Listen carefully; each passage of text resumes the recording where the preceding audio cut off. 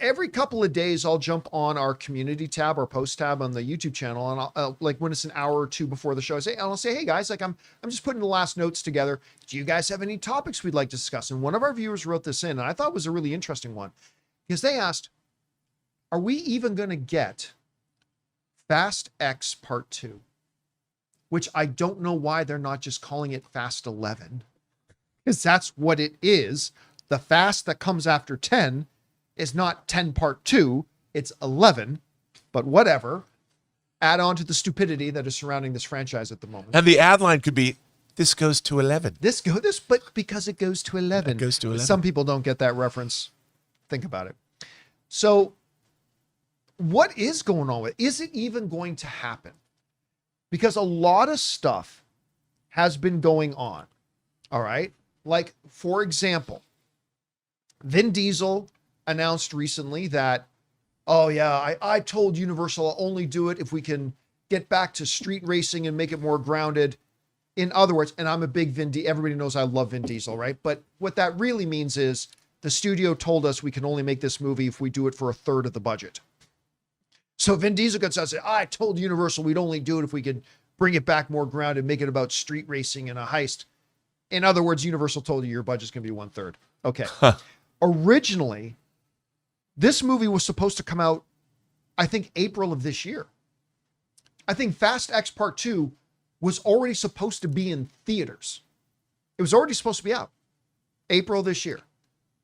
Now, Fast X made $700 million at the box office, which is nothing to sneeze at, but it's a significant dip from what it was.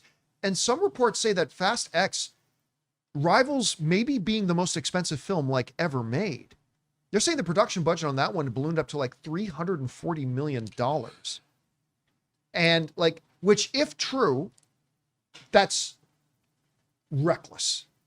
That's absolutely reckless and irresponsible. And then it made about $700 million. So obviously the studio's concerned about the people have been losing faith. And the reality is this too. The franchise has lost its way. Because I contend that Fast and Furious really found its true identity once The Rock showed up somewhere around Fast 4 and Fast 5. Like that's when it really got its grounding. That's when it really found its identity, and it skirted that line between the grounded and the ridiculous, and it found that middle ground. And I'm not a big fan of Fast 1, 2, or 3, but I liked 4, and then I loved 5, and I loved 6, and I loved 7. Hell, I even liked 8. Didn't love 8, but I even liked 8. Then 9, I don't know what the hell kind of fever dream that was. That was just ridiculous. And then 10 was better than 9, but still not good. Kind of lost its way. And now you add on top of all that, this report that just came out like a day or two ago, Jason Momoa, he's still straight up saying, I have no idea what's going on with this movie. He's like, I don't even know for sure if I'm in it. And as of right now, I can tell you, there's no traction because I haven't even seen the script. I don't even know if a script exists. So normally when a movie is a little bit delayed from when people were expecting it and somebody asks, John, do you even think this movie's happening? I'm like, yes, it's happening. Rob, I'll be honest. I don't know for sure. Despite the fact of what they're all saying, I honestly don't know for sure if this movie's even going to happen. Because when you look at like the direction the box office is going, which is this, the direction is downward. When you look at the kind of money that Vin Diesel likes to have given to him to make these movies, and hell, listen, if I don't fault him for that, if the studio's willing to give me $300 million to do it, I'm going to take it and make my best movie possible. I just honestly don't know. Honestly, Rob, I would say at this point, I would take the under on 50%. I'm not going to come out and say, definitely, I don't think it's going to happen.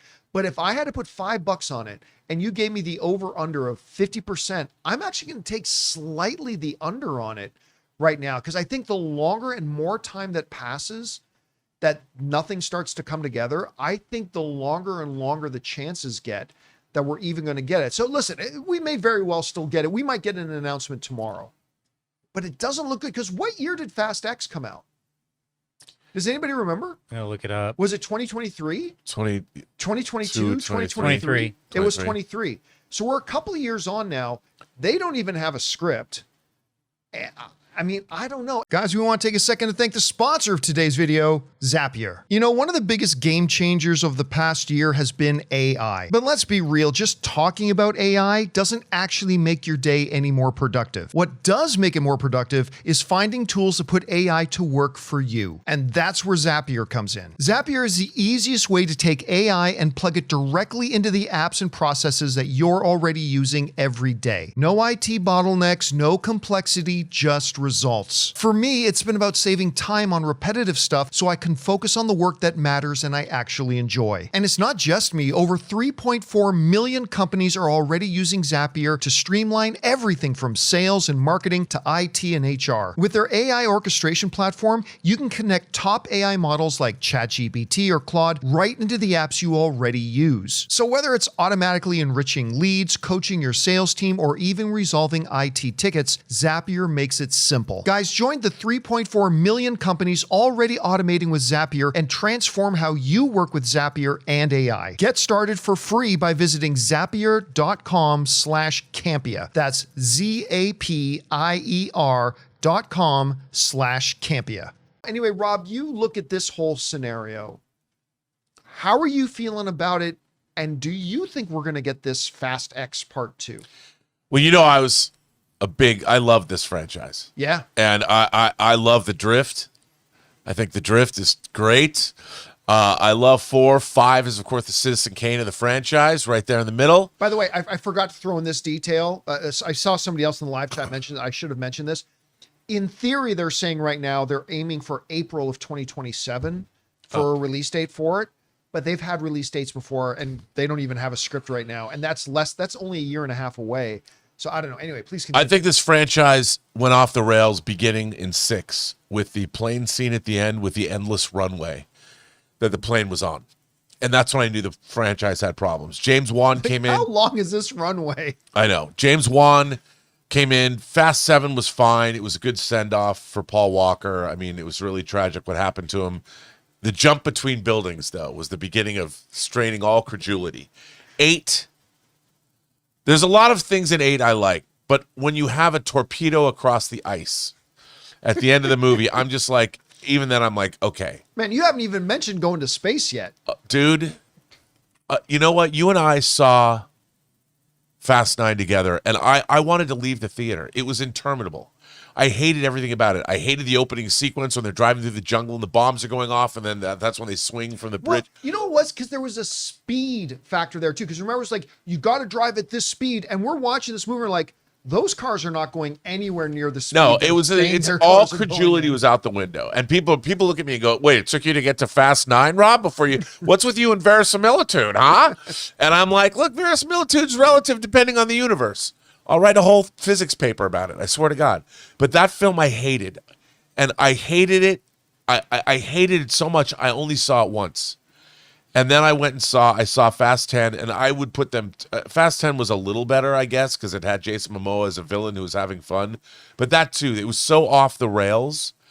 I mean, that it was a franchise that I liked, then I loved, and then I liked it. The relationship started to be a little boring, and then I just hated the franchise. It took me through I remember it was like the 5 stages of grief, but I ended it with anger, denial. I remember you and I. This is how much we liked Fast and Furious. You, me, Anne, and our friend Cliff. We were all so excited that we planned a whole day around. We got invited to an early screening. Yeah. And we planned this whole day. We went out to dinner first to celebrate. We're going to go see Fast 9. And we were so excited. And then we go into the theater. We were practically giddy. We couldn't wait for this movie to start. And I remember when that movie ended and like the three of us all looked at each other and Anne was just checked out at that point. But you, me, and Cliff are like, what the loving F was First that? of all, like, oh my God. One of the greatest betrayals in audience history is what they did to Sun Kang's character.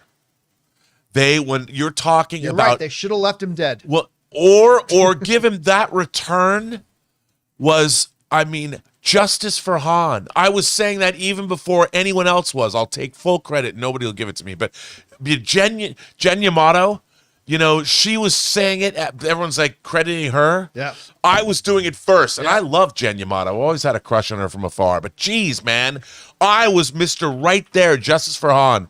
And they ruined that. They ruined it. It was so bad. Not since and you know what? There's only one other thing that I was more disappointed by in all of cinema history. And that is, of course, The Rise of Skywalker. Oh, yeah. Yeah, But nobody, by that time, nobody cared. Don't even get me going on The Rise of Skywalker. But let's get back to the question then at hand. Do I think there's going to be another this one? Because it's now been a couple of years. Jason Momoa is now saying, I don't know what's going on. I still haven't seen a script. More and more years have passed. Are we actually going to get this movie? Okay, I would say that when you look at, and I don't know the economics on this, I want somebody to do an article on what is the value, what is the legacy value of a franchise and IP that has 10 movies in it? Like, so what is the budget? Like, in terms of, you should never spend more money than you can get back at the box office.